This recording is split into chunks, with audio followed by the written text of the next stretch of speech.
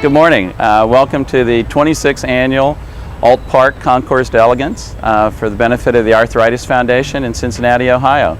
We're just getting set up here this morning with approximately 200 cars. We're featuring the Corvette this year. We have probably the finest collection of competition Corvettes assembled in North America for the 50th anniversary.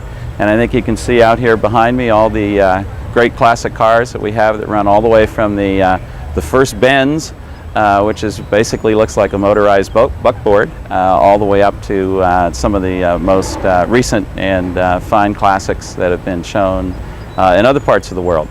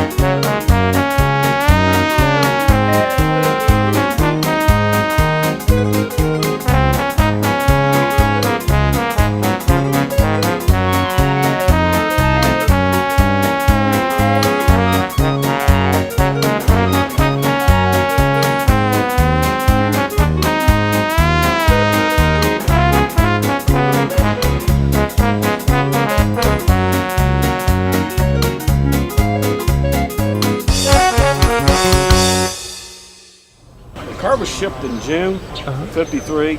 I was born in June of '53. I haven't hit 50 yet, but I'm going to. So we're both nearly 50, and I guess I'm going through this crisis.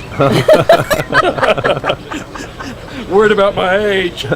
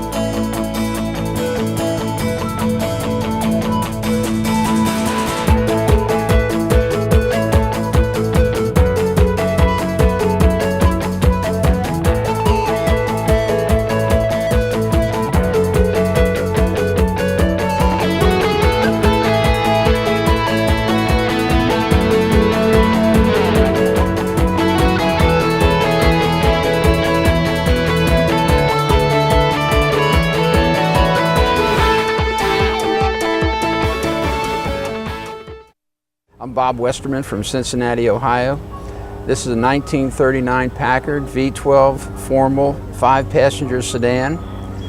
Bought the car 1958 from Bob Turnquist in Morristown, New Jersey. The car was previously owned by Phil Hill, sports car driver from California. It's original car, unrestored, except for tires, valve job, and we did the brakes. It's an everyday driver. It's not a trailer queen. We drive it everywhere. Had a Classic Car Club America. I've got original ribbons for it for original car.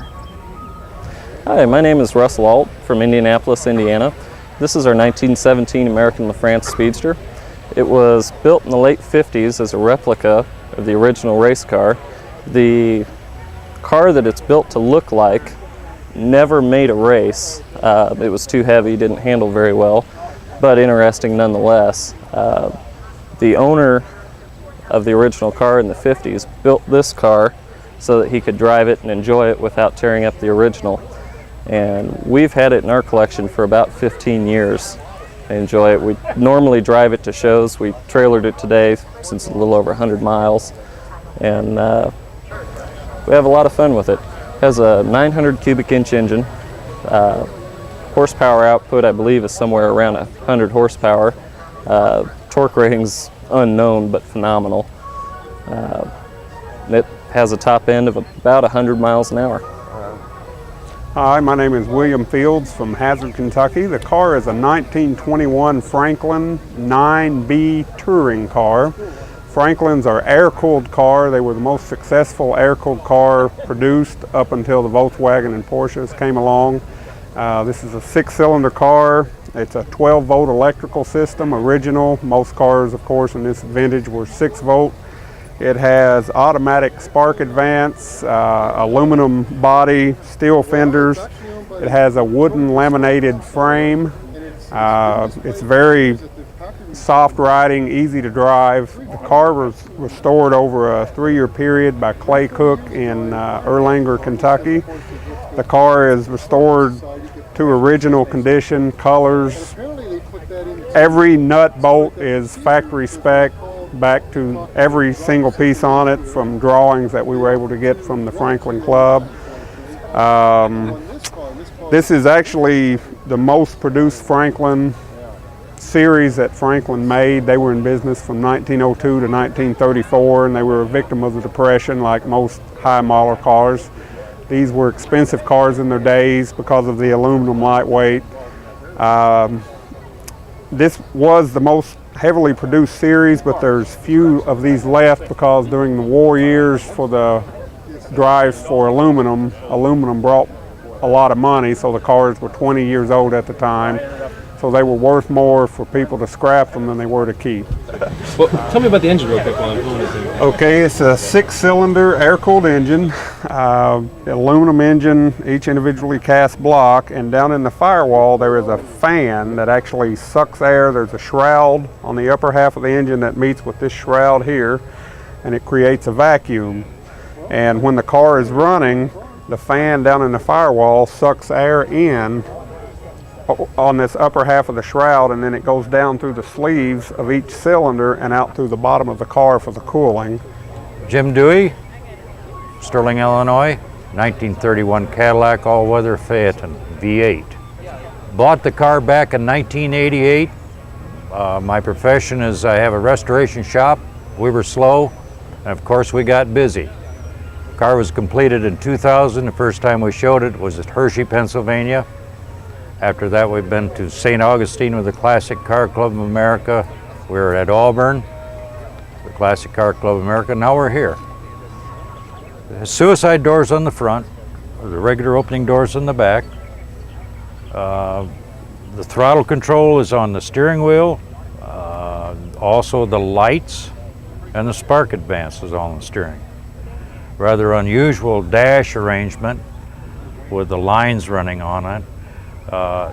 The V12s and 16s are engine turned. This is particular to the V8. It has 3 ashtrays in the doors, except for the driver. That doesn't have one. This is what they call an all-weather Phaeton. It has a division window, which can be lowered or raised, and the top does fold down. Oh yeah, go every year. I'm Jack Dunning, and I'm from Cambridge, Ohio, and this is a 27 Lincoln. It's a what they call a one-off body by Fleetwood, because it's one-off because the only one they made. It's on a stretched 150-inch wheelbase Lincoln chassis, and the body was built by Fleetwood, and the car originally was sold in Paris. And it's unique not only for its size, but it has 3 windshields and a cape top on the back. And the cape top probably was outdated in this country in 1927, but because they were made, a lot of them in the teens, but in Europe it was still probably in fashion. The car has a lot of little things that are unique. It's got a 24-karat gold striping. The side lights are silver. The trim, the rest of the trim is nickel. You can see the 3 windshields. And the car originally was operated by a chauffeur and a footman, and it has a microphone behind the driver with a speaker and a microphone in the back so they could talk to the driver. How did that work? Was that like, is it just a tube or is it's it electronic? It's electronic. It only goes one way. They talk to the driver, he didn't talk back. I'm David Miller from Cincinnati, Ohio. This is my prize 32 Studebaker President convertible. This is one of 9 known to still exist. I have seen 6 of the others, and they're all different, but this is the only fully restored one. This car carries a premier badge of the Classic Car Club of America, carries a junior and senior at Hershey and AACA, and then this car was the first Studebaker invited to Pebble Beach in 25 years, I'm told. Okay, this is the big 336-inch Studebaker 8-cylinder engine with a 9-main bearing crank, and this is a car that with that engine did so well at Indianapolis. That's the last year of the updraft carburetor, the UUR2. It runs very well. It has an odd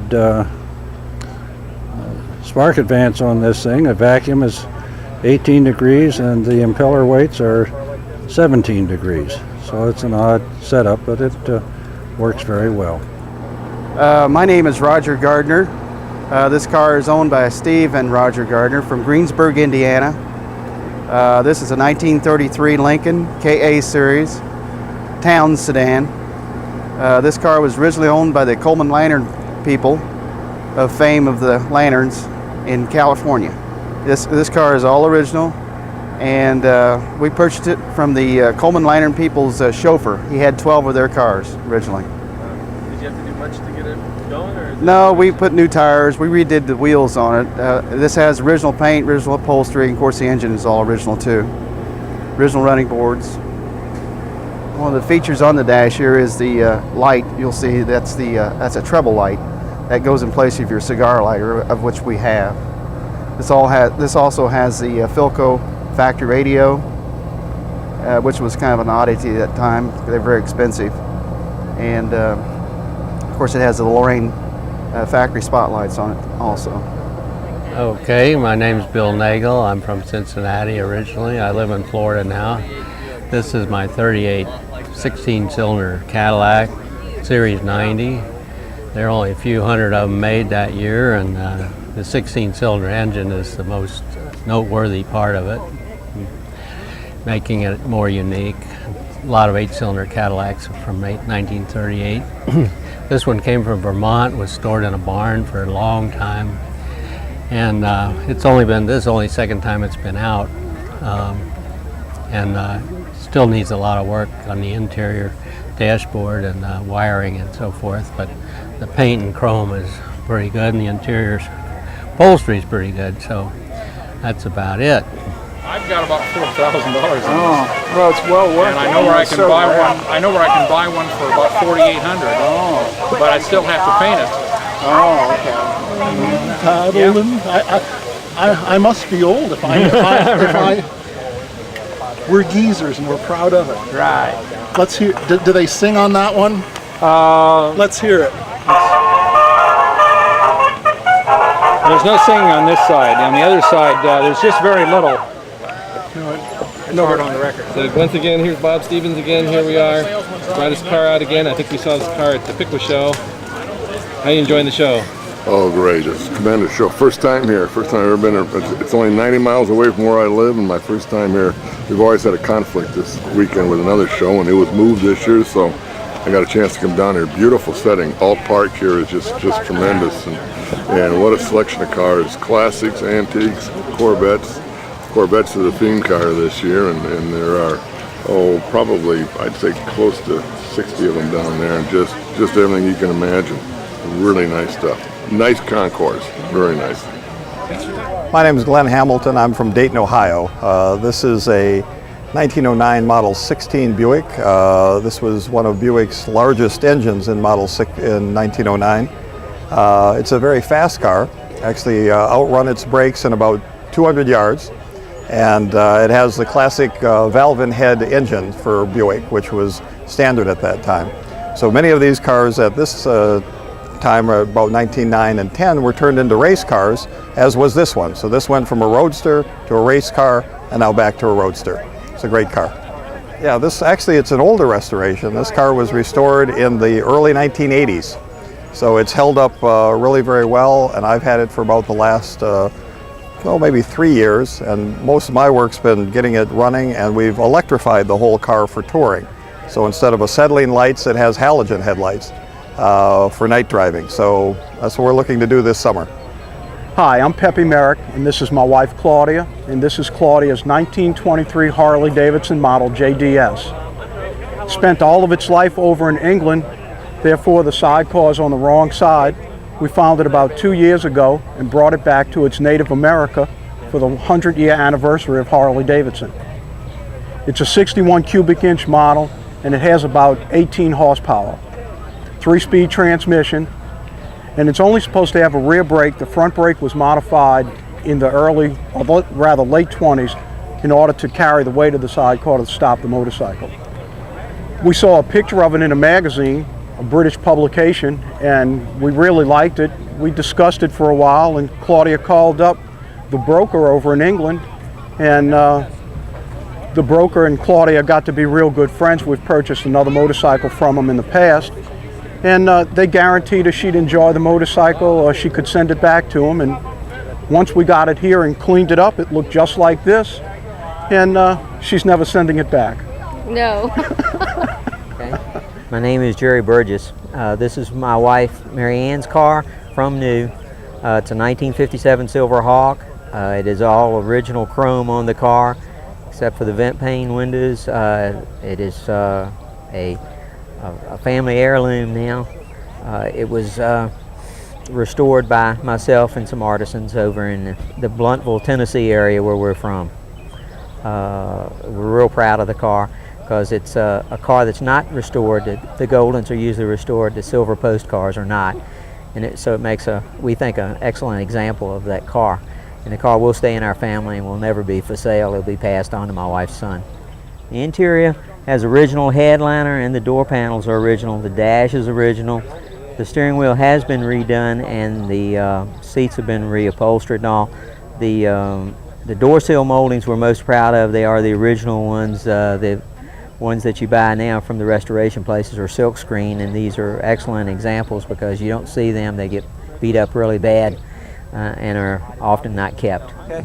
Hi, Mark Schnitzer from Cincinnati, Ohio. It's a 1963 Lincoln convertible. Purchased it from a gentleman in St. Paul, Minnesota in June of 1999. Drove it back to Bellbrook, Ohio. Had it completely restored from the ground up. Since I was 8 years old, I just absolutely loved this car. Drew pictures of it, collected advertisements for it, and just it was a dream. And so finally decided to acquire one. Actually, before I was married, I thought I was never going to be married, so I thought now's the time to buy the car. So I did, and it was about 3 months later I met my wife. Glad it happened in that order because I wouldn't have the car if it happened differently. Okay, my name is Ron Anderson, and I'm from Indianapolis, Indiana. This car is owned by my wife Kathy and myself. We bought it about 3 years ago up in Auburn, and the car was completely restored when I got it, and we've had it to a lot of different shows, and it's really turned out well for us. We had no idea that when we come up here today that we would win Best of Show with it. This is a '59 Chevrolet Impala convertible, and we have a lot of fun with it. As we drive around, we get a lot of looks from a lot of different people and a lot of thumbs up. People really like this car. It's unique in its design, as were the 57, 58s.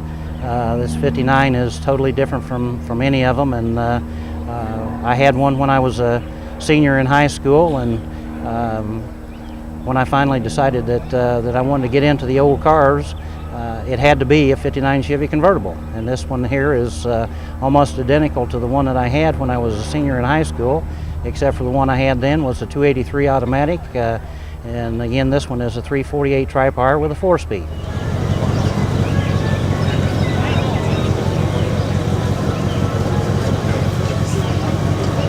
I'm Kate Turner from Riverside, Ohio, and this is a 1953 Cadillac Eldorado.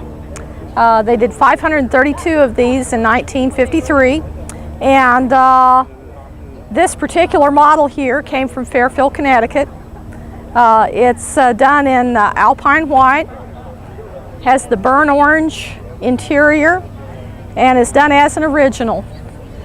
This was the first year for the panoramic windshield, which was a wrapped windshield, and the Eldorado had the nipped waistline and the disappearing top under the metal boot. And it was the only year post-war that Cadillac used the metal boot. Yes, hello, my name is John Stewart, and I'm from Dayton, Ohio, and the car that I'm featuring here is a 1957 Chevrolet Bel Air. It's got a 283 engine in it. It's automatic, and it's all original. It went through about a 4-year restoration process. I've had it on the road now almost 3 years.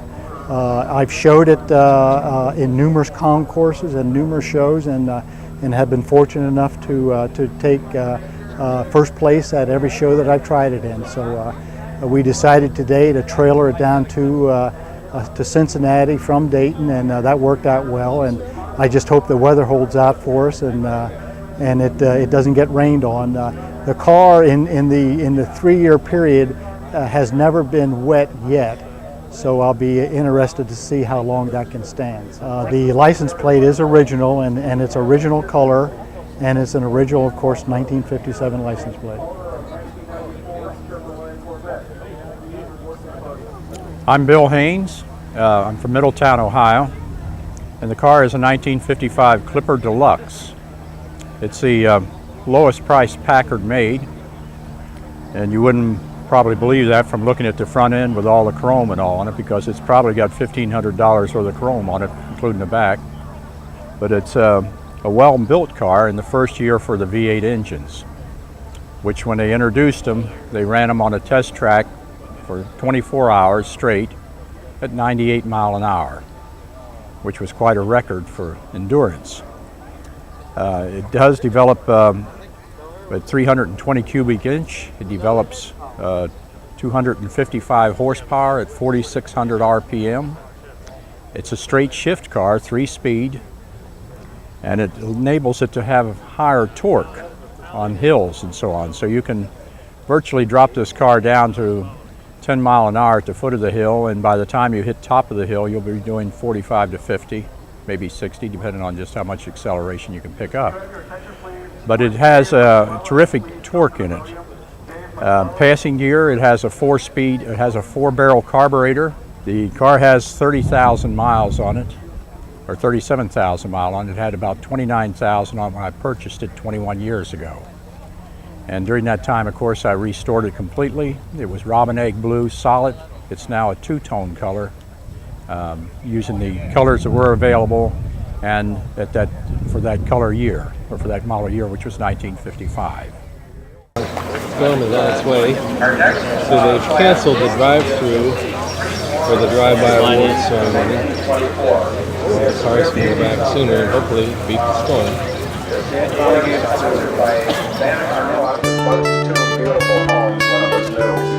And it's just absolutely stunning. There's a line out of place. Thanks, Denny.